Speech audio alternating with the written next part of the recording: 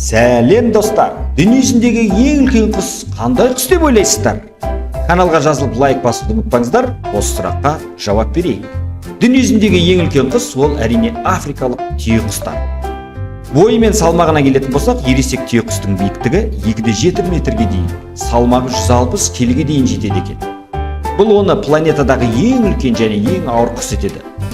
Түйеқұстар ұша алмайды, бірақ олардың жүгіру қабілеттері мұның орнын толтырады. Олар қысқа қашықтықта 70 км/сағат жылдамдыққа дейін жетеді, және ұзақ қашықтықта шамамен 50 км/сағат жылдамдықты сақтай алады екен. Түйеқұстың жұмыртқалары да кез келген құстарға қарағанда ең үлкені болып саналады. Бір жұмыртқаның салмағы 1,5 килограммға дейін, және көлемі шамамен 1,5 литрге дейін болуы мүмкін. Түйеқұстар негізінен Африканың саванналары мен жартылай шөлдерінде тұрады. Жабайы табиғатта түйеқұстар 40-50 жылға дейін өмір сүреді.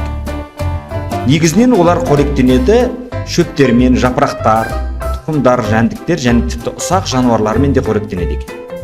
Түйеқұстардың аяқтары өте күшті болып келеді және қатты соққы беру қабілеті бар.